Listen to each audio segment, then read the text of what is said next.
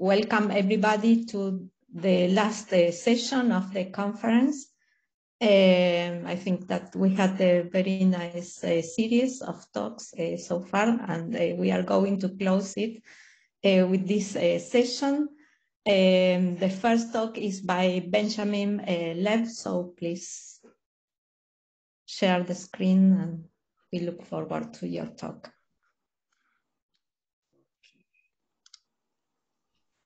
Okay, well, thank you all for inviting me to this conference. I wish I could have been there, but hopefully at the end of the month, I'll be able to travel to KITP and meet you all. So I like to tell you about one of the experiments that I've been doing in my laboratory at Stanford.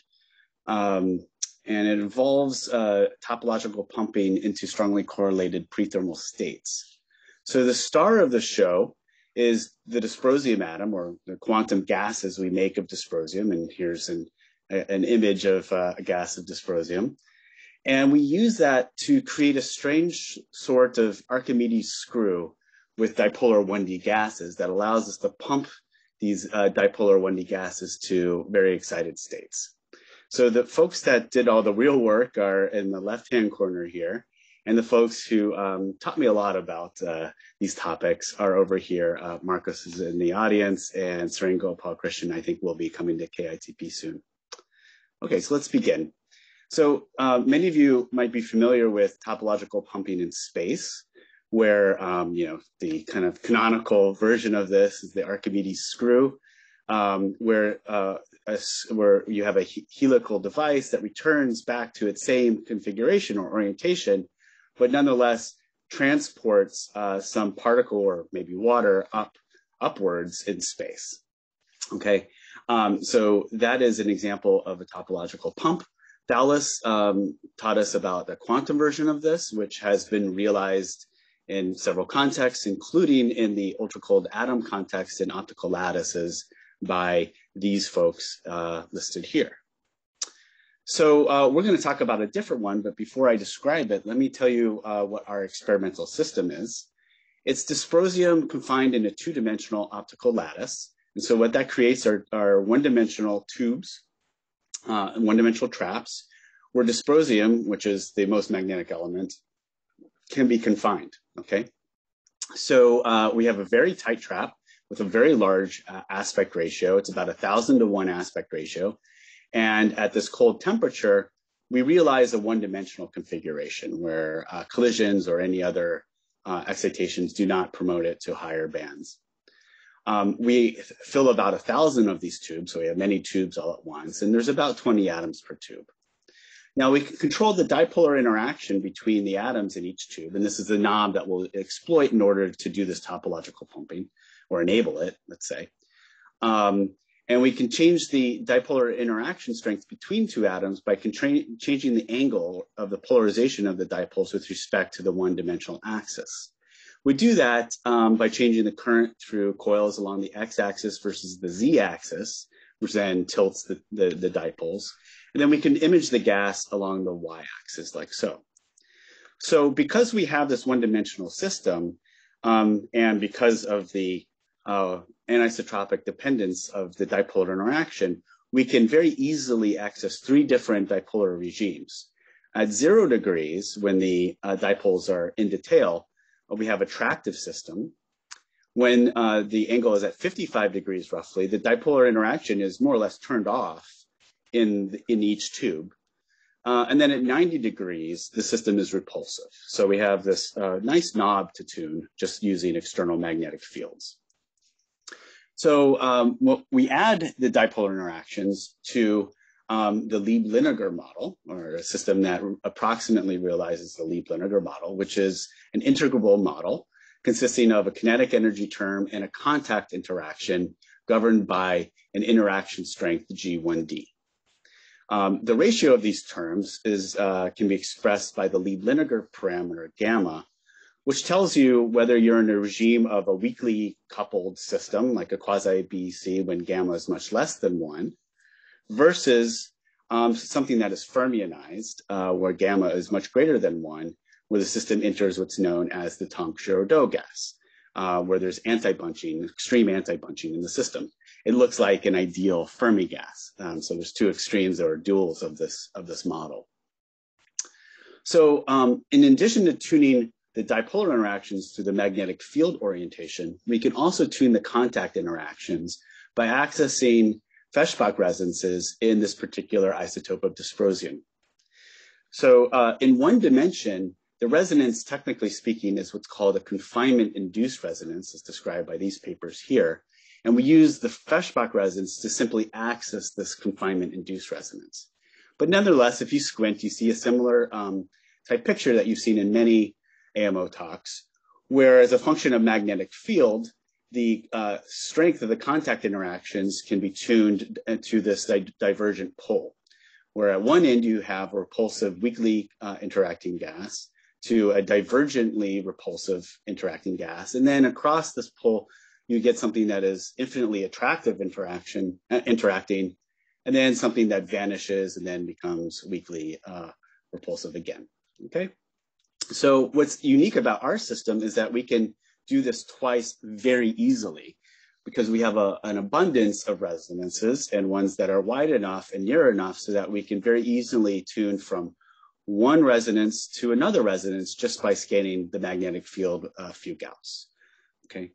So we'll exploit this in order to access a peculiar property of the Lieb-Leonard Hamiltonian, which is this ability to cyclically vary the strength of one of the terms in one of the parameters of the Hamiltonian.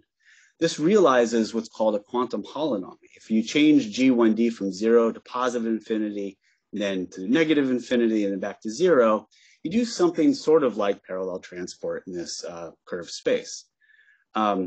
This was pointed out in a paper a few years ago, but it's something that has been known to occur.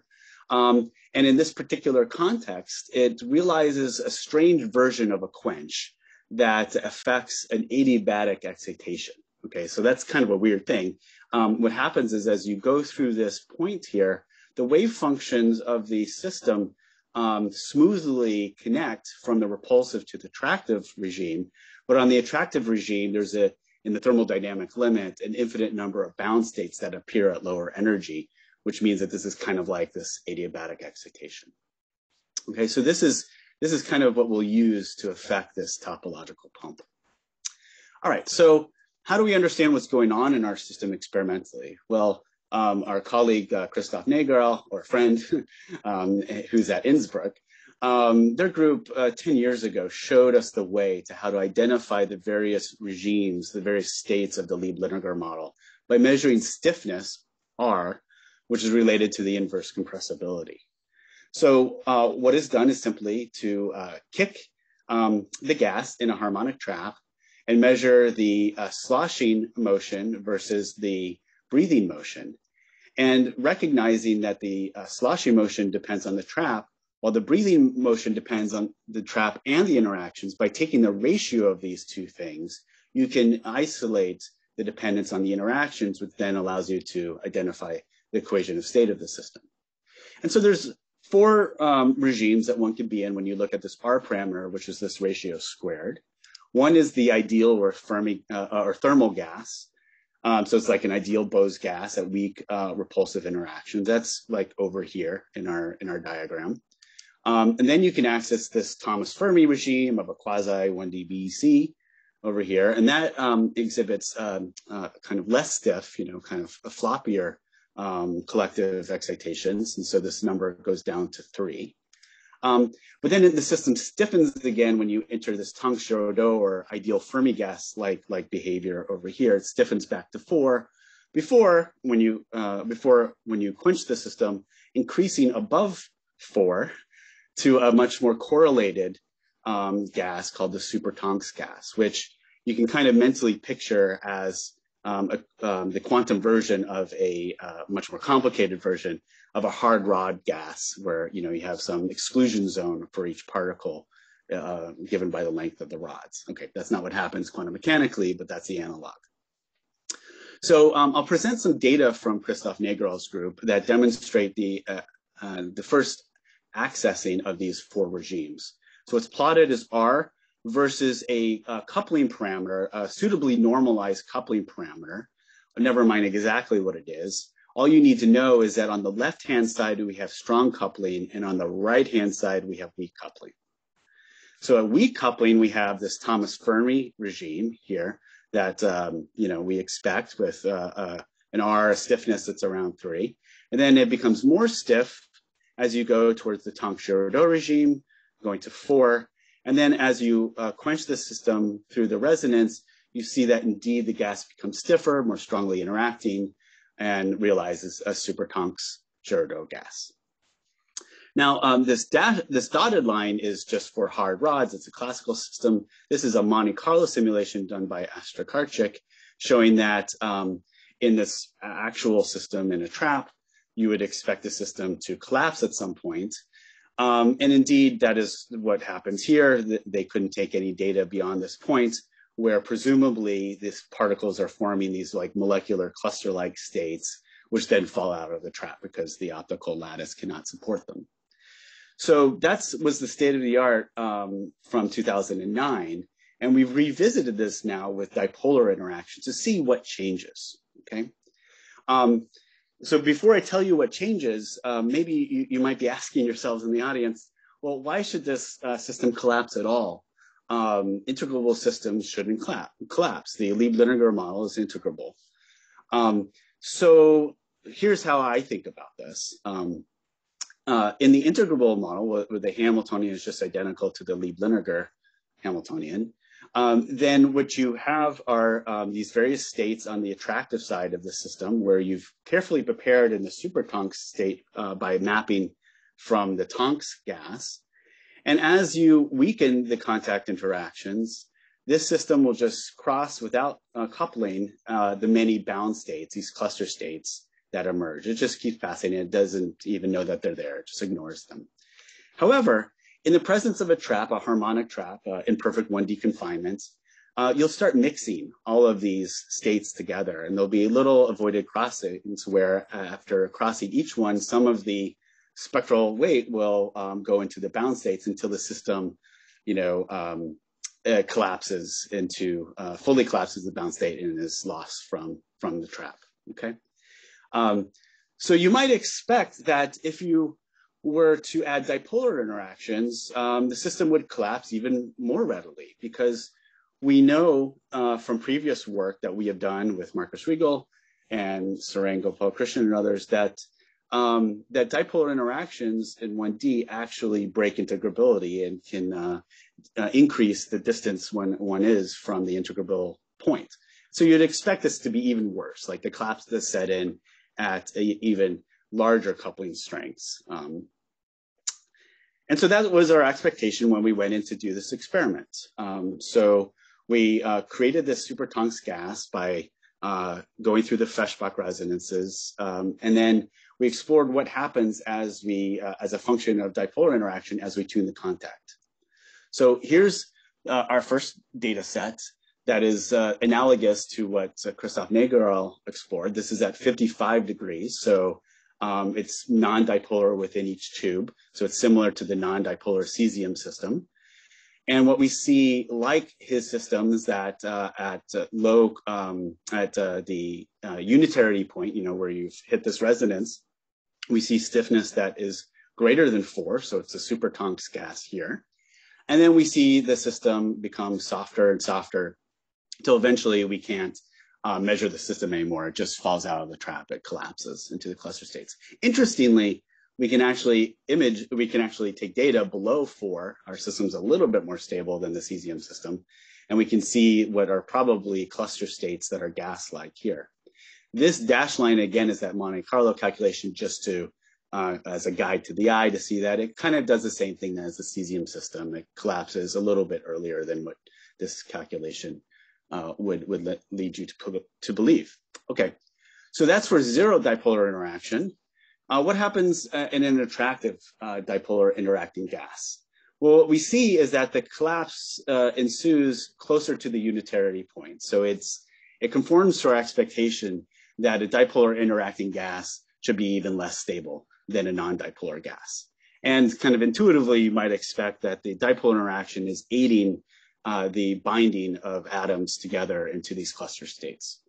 And so we thought, okay, well, if we did the repulsive version, maybe we'd see a collapse as well, but maybe it would happen a little bit to the right. It would be a little bit more stable, kind of same kind of 1 or 2 orders of magnitude in this parameter as the attractive, but on the other side, it would just shift the other way.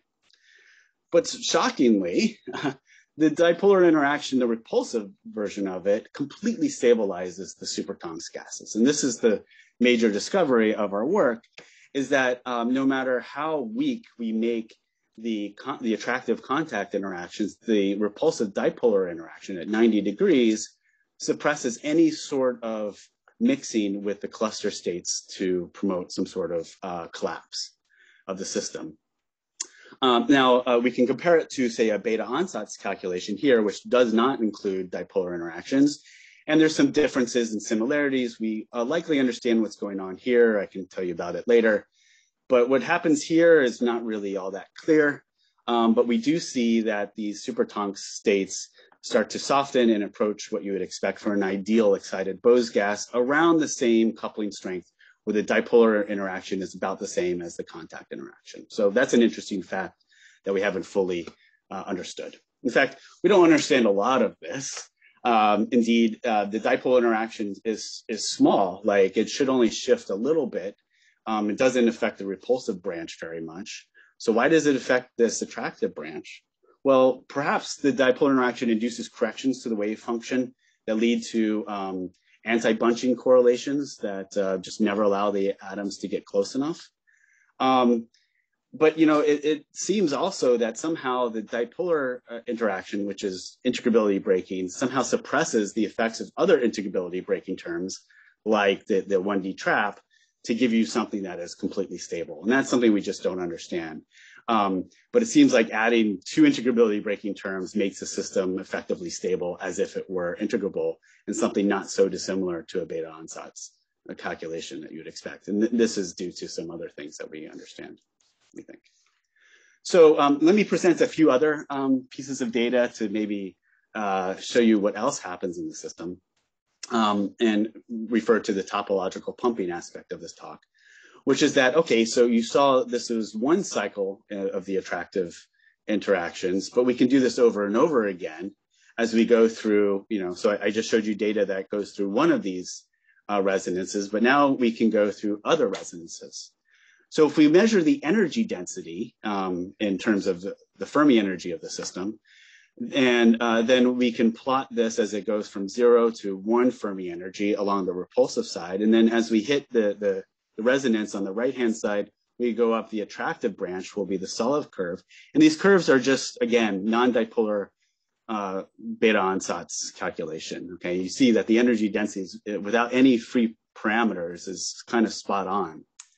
But now we go through the second cycle, we go around again, and we can just keep on going up this hierarchy of greater and greater excited states, like so. And you can see this kind of looks like the screw of the Archimedes screw here as we're going winding this thing up, not in space, but in energy to higher and higher states, like so. And so that's the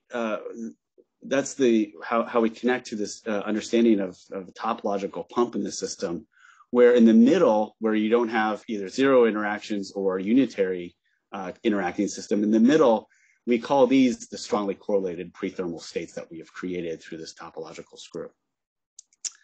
Okay, so what are those states? Let's just pick one of these, kind of in the middle, and measure its stiffness as a function of time.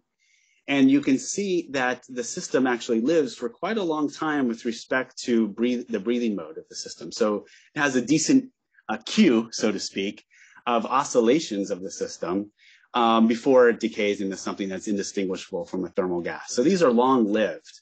And moreover, we know from measuring the energy density as a function of time that the system doesn't heat. Rather, it seems as if there's an increase in entropy rather than in energy. And so together, we can understand that the system that's created at t equals 0 is not one of these generic thermal or cluster states that's at the same energy density.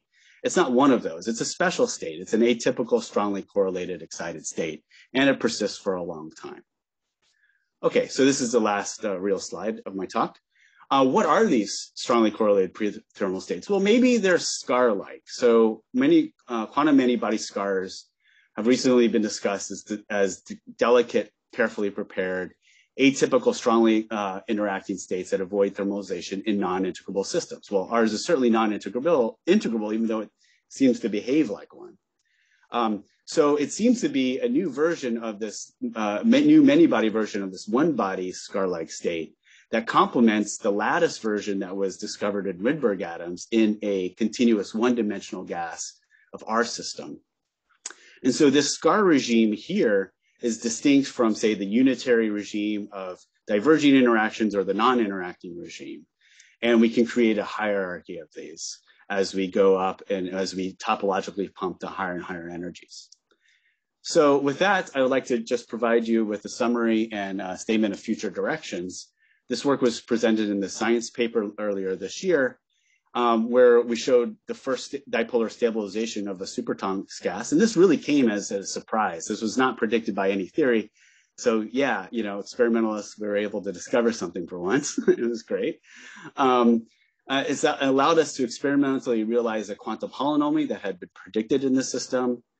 And then for future questions, we can ask ourselves, how do these multiple different integrability breaking terms interact to provide us the stability and access to these scars? How can we characterize these scar states? Well, we can measure their lifetime and rapidity, which is the quasi-particle momentum. This can follow the lead from David Weiss's group, who has shown how to do this with Marcus Riegel for Tonks-Girardot gases, and now we're starting to do this for our system at various different dipolar coupling strengths, and hopefully in the supertonks regime soon. And then last, we can look at the breakdown of generalized hydrodynamics in the presence of this dipolar interaction, and explore many other things like fermions, mixtures, and the gas-like cluster states. Okay, so thank you for your patience. This is my group pre-COVID. It's changed a little bit since then. Again, thanks for all the collaborations and the folks that actually did the work. I'll just point out two recent pieces of work in my group. In another laboratory in my group, we've discovered how to create an optical lattice with sounds, and this will appear in Nature soon. This creates a supersolid that actually vibrates and opens doors to doing exotic superfluidity. We pointed out how to make quantum optical neural networks in a similar system. And we've used our novel microscope, which we call the scramscope, which uses BECs to image transport of electrons to image nematic order in iron superconductors. And that came out last year, Nature Physics. Okay, well, I've taken too much of your time, but thank you very much. Thank you very much for the nice talk. So the session is open to questions.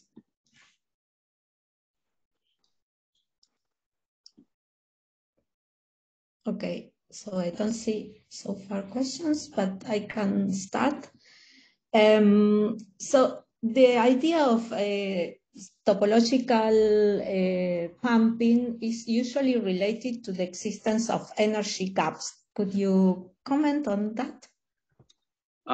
Well, there's no energy gaps in our system. It's you saw that you can just in energy you can just continuously wind it up. It's because in the Lieb-Liniger model, the scattering, the energy is just directly related to the scattering phase shift of the atoms, and that is just a continuous variable that lives from 0 to 2 pi.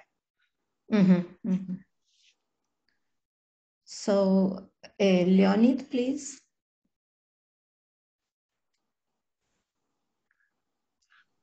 Yeah, thanks. Can you hear me? Yeah. Yes. Yeah. Well, good seeing you. Thanks. It's a beautiful talk. I wanted to understand. So, and it's related to the previous question. So, indeed, there are no gaps, and for attractive Lieb-Liniger supertonks, there is infinite number of states at infinitely low energies, right? So the system doesn't collapse just because it's integrable, and somehow the scattering is prohibited. There's no matrix in the ideal system. There's no matrix element. Right, exactly. Now, I mean, anything, including the trap, breaks variability. So in principle, yeah, it should you showed in a paper from 10 years ago. Yes. Right. So it should collapse eventually. Now you do see collapse without the dipole-dipole. With dipole-dipole, somehow I don't see collapse. It's hard for me to imagine that you somehow restore integrability. So I would rather think that somehow kinetics becomes even slower because of dipole-dipole. And therefore, the question is that if you have just two particles and include the contact and dipole, is it studied what the spectrum is for two particles and how high are the barriers for two particles to come together? Yeah, the energy is actually, it's only like, I know these are weird units, but the energy is only like tens of hertz, which is pretty low. The repulsive dipolar interaction is actually not very strong. But temperatures are low as well, right? So yeah, but I mean, there's going to be some tail that does this, right? And so, and experimentally, when you're saying that it doesn't collapse, you wait, and it doesn't collapse, or just particles just go away from the trap for other reasons before it collapses? It has the same kind of the atomic loss from the trap has the same decay rate as if, we're sitting in some, non-1D regime. It's just like from background gas. So it really does not seem like it's forming these clusters. And so I agree with you that we're not magically creating some integrable system out of non-integrable terms in the Hamiltonian. That's kind of magic. That would be magical. But what I'm saying is that it behaves as if it suddenly doesn't have these matrix elements anymore. And I don't think it has to do with just kinetics, because the numbers just don't seem to work out, but maybe so. And, folks like Alvise and Jean-Sebastian Coe, they're kind of looking into this and seeing, from a generalized hydrodynamic perspective, what might be going on. Okay, thank you very much. Thank you. Yeah. So, Jean-Philippe, please. Yes, do you hear me? Yes, nice to meet you. Yes, good to see you. Wonderful work. Just a technical question. So, in order to go several times through Fishback resonances, is it that like you increase the magnetic field and you hit several of them one after the other, or is it that you have a way to sort of go around? No, it's just a linear ramp of the magnetic field, and they're just in a series, and we just go at the same rate across them. I showed you 2, but we have 3, we have 4. We have too many. But you can just keep going linearly. You don't have to go back. And is there the Fishback spectrum of these magnetic atoms? This is a bit crazy usually, right? Mm-hmm. So do you have to go at a very special place, or is it something generic? Yes, it's a very special place. It's around 27 Gauss. It's something that we've, fingerprinted, and the Florence group has also looked at. Where you have some nice wider ones, there's a separation of time scale or energy scales, where you have big ones and you match the rates so that you experience the phase shift from the big ones, but you hop over the little ones so fast that it doesn't affect you. So there's a nice balance. That is really nice. I will mention one thing is that if you go backwards, so once you go forwards up and then you go backwards again, once you've unwrapped to the original spot, then the system will collapse into the cluster states, as you would expect from this quantum holonomy. So okay. that we verified that it's in the supplement. You see the data, so it's kind of cute. Thanks a lot. It really verifies that the majority of the states at a particular value of the Hamiltonian really are these cluster states. And so what we have prepared is really something that is quite atypical. Thanks a lot. Yeah, thanks for your question. So any other question? So I don't see other questions. So let's thank Benjamin again. Thank you for your patience. I look forward to the remainder of the talks.